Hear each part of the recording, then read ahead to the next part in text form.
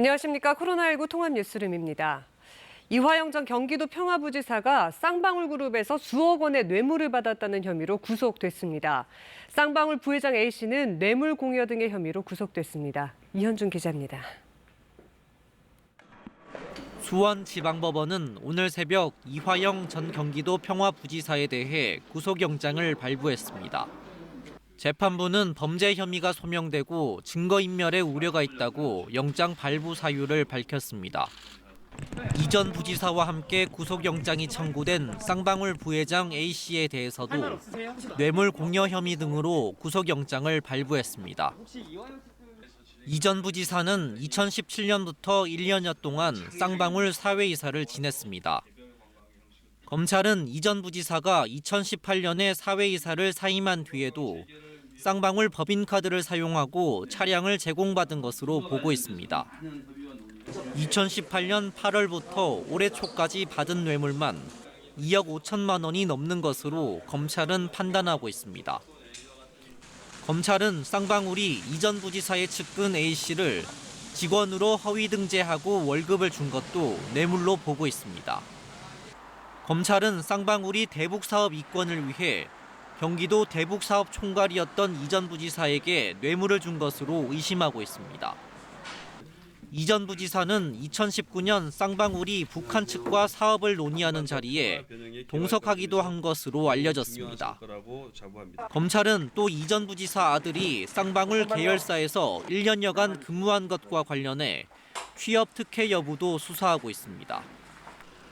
어제 영장심사에 앞서 이 전 부지사는 취재진에게 혐의를 인정하지 않는다며 추후 입장을 밝히겠다고 말했습니다.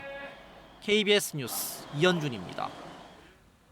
윤석열 대통령의 해외 순방을 둘러싼 정치권의 공방이 갈수록 거세지고 있습니다. 민주당은 이번 순방을 외교 참사로 규정하고 그 책임을 물어 박진 외교부 장관에 대한 해임 건의안을 발의했습니다. 국민의힘은 해임 건의안은 국정 발목 걷기라고 비판했습니다. 송락규 기자가 보도합니다. 더불어민주당이 소속 의원 169명 전원 명의로 박진 외교부 장관에 대한 해임 건의안을 발의했습니다. 21대 국회 첫 국무위원 해임 건의안입니다. 영국 여왕 참배 불발 논란, 한미, 한일 간 정식 정상회담 실패, 윤 대통령의 비속어 발언 논란 등 5가지를 이유로 들었습니다. 제대로 된 책임을 묻지 않는다면 그간 대한민국이 쌓아올린 외교 성과는 모래성처럼 쓰러질 것입니다. 장관 해임 건의안은 과반 찬성으로 의결되는데 일단 본회의에 상정되면 민주당 단독 처리도 가능합니다. 다만 해임 건의안은 말 그대로 건의안일 뿐 법적 구속력이 없습니다. 2016년 김재수 농식품부 장관에 대한 해임 건의안을 당시 박근혜 대통령이 수용하지 않은 전례도 있습니다. 당사자인 박진 장관은 유감 입장을 밝혔습니다. 외교가 정쟁 이슈화되면 국익은 손상되고 그 피해는 고스란히 국민에게 돌아갈 수밖에 없습니다.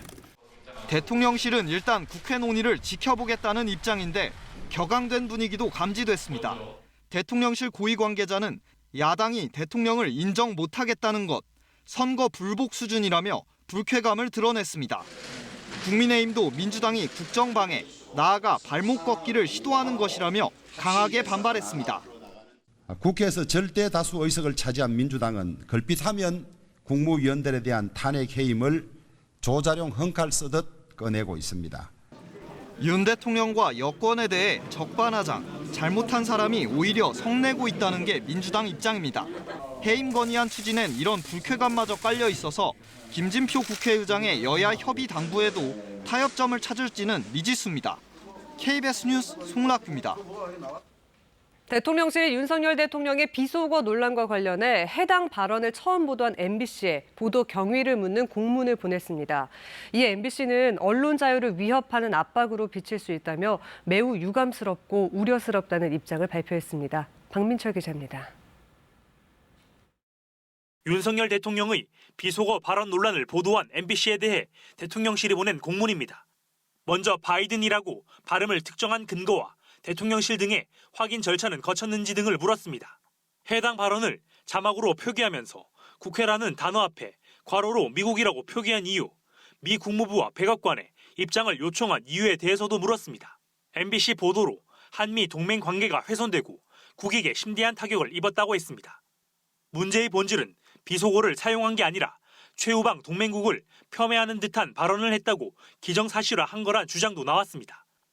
진상규명 TF를 꾸린 국민의힘은 오늘 MBC 항의 방문을 예고했습니다. 반면 MBC는 입장문을 내고 반박했습니다. 상식적인 근거와 정당한 취재 과정을 통해 보도가 이뤄졌다는 걸 여러 차례 밝혔다고 했습니다. 최고 권력기관인 대통령실에서 보도 경위를 해명하라는 식의 공문을 보낸 것은 언론 자유를 위협하는 압박으로 비칠 수 있다며 유감과 우려를 표했습니다. 대부분의 언론사가 똑같이 보도했는데 MBC를 희생양 삼아 논란을 수습하려는 것 아니냐는 의구심이 든다고도 했습니다. 6개 현업 언론단체도 기자회견을 열고 자유의 핵심인 표현의 자유, 언론의 자유를 노골적으로 유린하겠다는 것이라고 주장했습니다. 민주당은 외교 참사를 방송 장악의 불쏘시개로 이용하려 한다고 비판했습니다. KBS 뉴스 박민철입니다.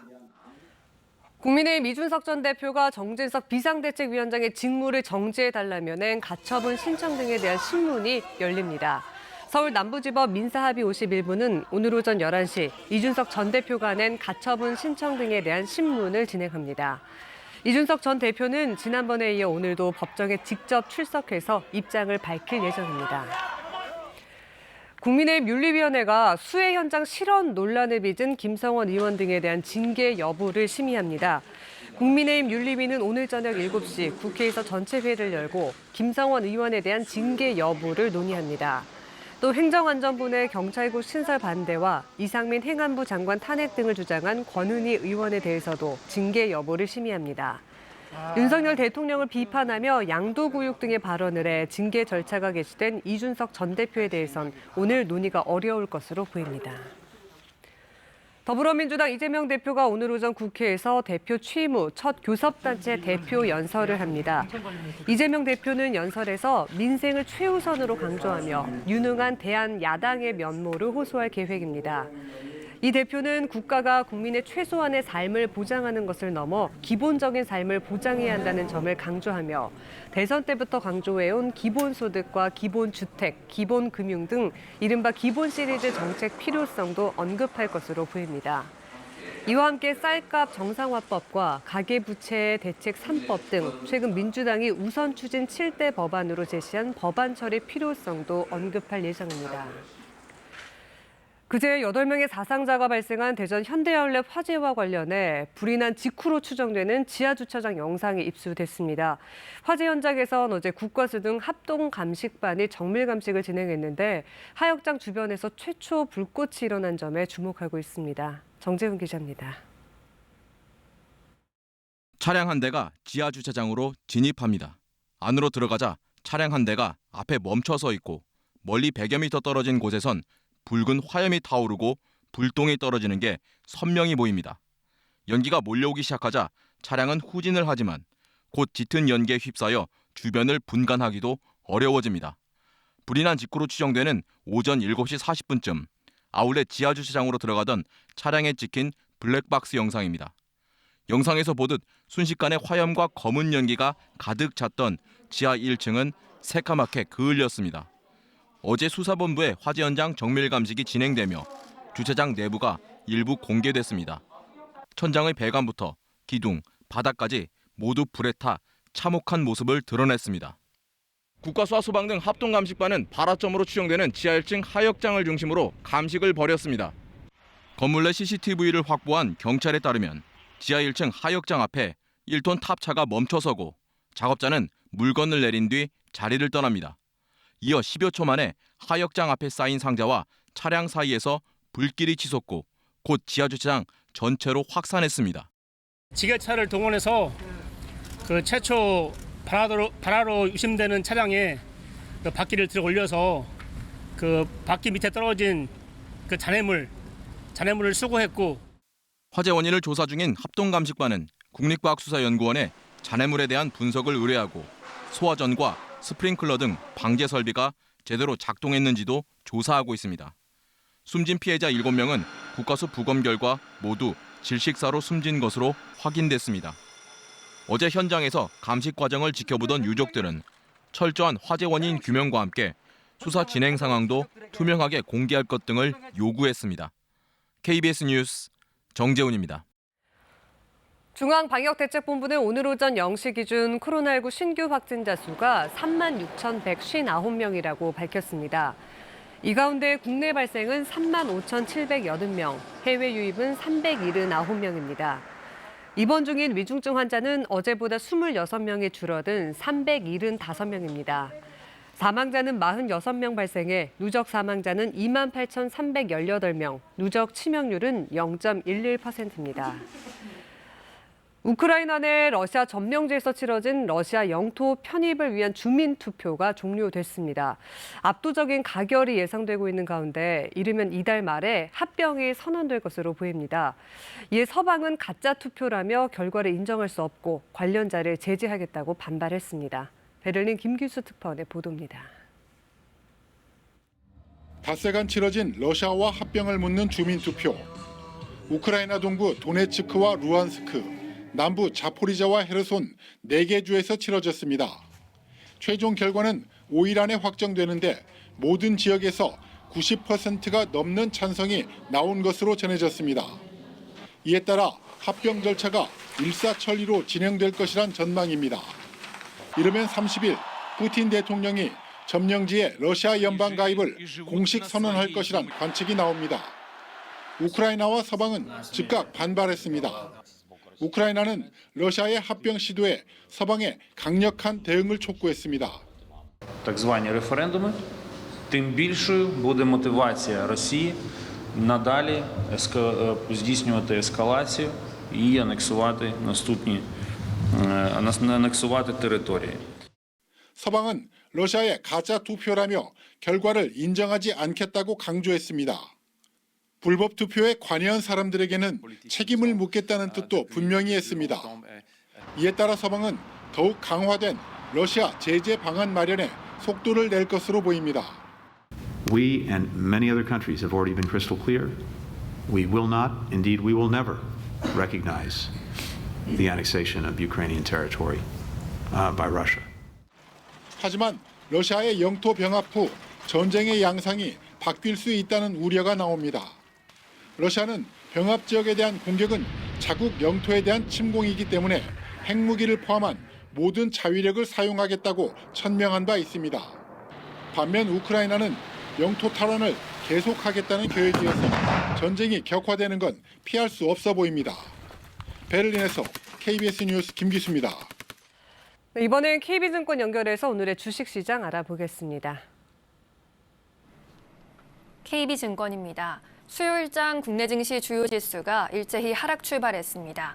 코스피와 코스닥 양시장에서 외국인과 기관이 동반 매도 물량을 출회하는 가운데 코스닥은 상승 전환을 시도하고 있습니다. 이 시각 현재 코스피는 4.35포인트 내린 2219.51에 코스닥은 3.96포인트 오른 702.07에 거래되고 있습니다. 지난밤 미국 증시는 국채금리가 상승세를 이어가고 시장 변동성이 커지며 혼조세로 마감했습니다. 이에 코스피도 17포인트가량 내리며 출발했고 초반 약세 흐름 나타내고 있습니다. 시가총액 상위 종목도 대부분 하락하는 가운데 네이버가 장 초반부터 20만 원 아래로 밀리며 52주 신저가를 경신했습니다. 한편 일진머티리얼즈가 롯데케미칼에 인수된다는 소식이 알려지면서 일진그룹 관련주들은 상승세를 보이고 있습니다. 반면 인수 주체인 롯데케미칼은 재무 악화 우려에 급락하고 있습니다. 이 시각 현재 달러화에 대한 원화 환율은 1,427원 70전에 거래되고 있습니다. 지금까지 KB증권이었습니다.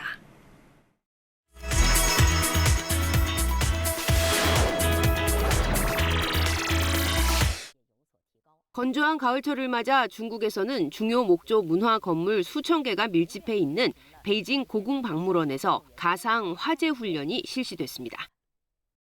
아침 9시 반 자금성이란 옛 이름으로 더 유명한 고궁박물원에서 화재 훈련이 시작됩니다. 이번 시나리오는 고궁박물원 태화전을 관람하던 한 관람객의 가전제품이 폭발한 것을 가정한 것입니다. 가전제품의 폭발로 목조 건물 전체로 불이 순식간에 번집니다.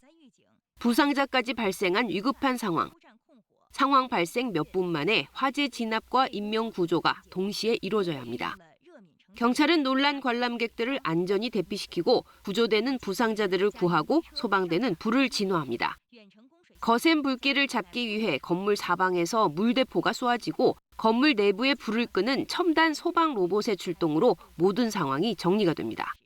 在这次实战演练当中可以说我们主要是体现了多警联动，特别是在灭火救援的操法上，更加突出了对文物保护基于这个出发点来开展这次演练。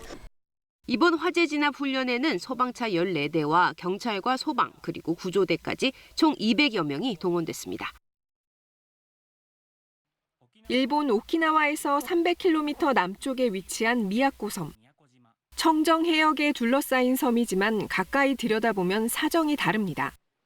해변 여기저기에는 파도에 떠밀려온 쓰레기가 지난해 한 해 동안 61톤. 그 가운데 60%가 폐플라스틱입니다. 悲しいですね。普通に悲しい、きれいにしなきゃだなって感じですね。 미야코 섬은 폐플라스틱을 일반 쓰레기와 함께 매립해왔지만 앞으로 10년이면 한계에 달합니다. 같은 고민을 안고 있는 나가사키현 스시마 섬은 매립보다는 리사이클링에 더 적극적입니다.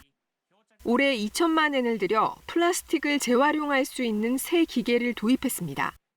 こちらの機械が硬質プラすべてのプラスチックを破砕する機械になります。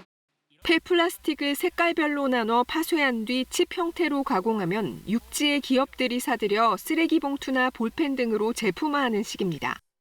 그러나 폐플라스틱을 처리하기 위해 매립과 재활용 등 나름의 방법을 동원하지만 근본적인 해결책이 아니라는 점에서 각 섬들마다 고민이 깊어가고 있습니다. 발트해에 인접한 독일 동북부 지역. 이 지역에선 서양 보리수나무 열매로 만든 특산품이 유명합니다.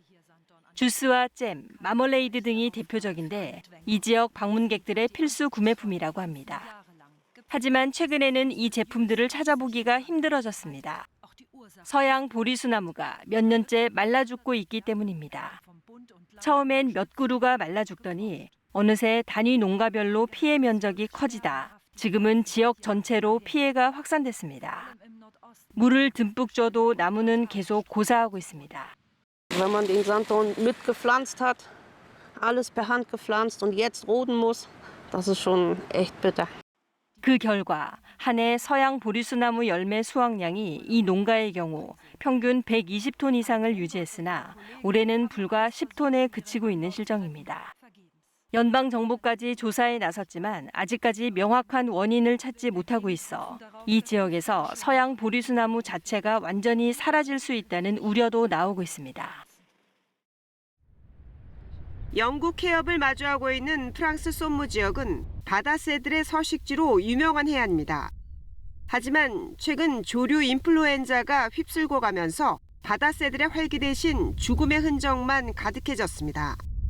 모래사장에 쓰러진 이 갈매기도 조류 인플루엔자에 희생된 것입니다. La maladie, c'est des oiseaux qui ont du mal à voler, à marcher tout simplement. Et très vite, ils se paralysent et ils en meurent. Donc avec des attaques neurologiques. 프랑스 생물다양성 사무국은 7월 중순까지 갈매기와 제비갈매기들이 전멸하다시피 했고 그 이후로 도요새, 저어새 등도 희생되고 있다고 밝혔습니다. Des colonies de 2000 sternes comme ça qui sont décimées. Pour remonter les populations, c'est compliqué. Ça donne que deux poussins quoi, généralement qui sont viables. Donc pour faire remonter ces populations à un niveau élevé. 특히 일반적으로 조류 인플루엔자는 더위가 오면 사라지지만 올해는 더위 속에서도 계속 기승을 부려 이곳 조류 생태계가 회복하기 힘들 정도로 타격을 받았다고 말합니다. KBS 월드뉴스입니다. 어제 오전 서울 신림동에서 일어난 고시원 살인 사건의 용의자가 어젯밤에 검거됐습니다. 경찰은 해당 고시원에 살던 30대 세입자를 긴급 체포해서 범행 동기 등을 조사하고 있습니다. 황다혜 기자가 보도합니다. 사건이 발생한 시간은 어제 오전입니다. 서울 관악구 신림동의 4층짜리 고시원 지하 1층에서 건물주인 70대 여성 A씨가 숨진 채 발견됐습니다. A씨가 연락되지 않는다는 이웃의 말을 듣고 A씨의 가족이 현장에서 A씨를 발견해 경찰에 신고했습니다. 발견 당시 A씨는 두 손이 묶여있던 상태였습니다. 집에 6시에서 6시 반 사이에 늘 봅니다. 그리고 같이 인사를 나누고 진짜 마음이 좋고 옆에 옆집 베풀 줄도 알고 말도 너무나 따뜻하게 해주고. 경찰은 사건 현장 CCTV에서 용의자로 보이는 인물의 수상한 움직임을 확인했습니다. 경찰은 용의자의 신원을 특정하고 동선을 추적해 어젯밤 10시쯤 성동구에 있는 사우나에서 30대 남성 B씨를 긴급 체포했습니다. 경찰은 B씨가 피해자가 운영하는 고시원 세입자라고 확인했습니다. 경찰은 B씨를 상대로 범행 동기와 도주 경로 등을 조사하고 있습니다. 어젯밤 늦게까지 사건 현장에서 현장 감식도 진행하며 범행 경위와 도구 등을 확인했습니다. 경찰은 이르면 오늘 중 B씨를 상대로 구속영장을 신청할 방침입니다. 피해자 A씨의 정확한 사인을 밝히기 위한 부검은 오늘 오전에 진행됩니다. KBS 뉴스 황다혜입니다. 새내기 소방대원 5명 중에 1명이 화재 상황을 구현한 이른바 실화재 교육 없이 현업에 투입되고 있습니다.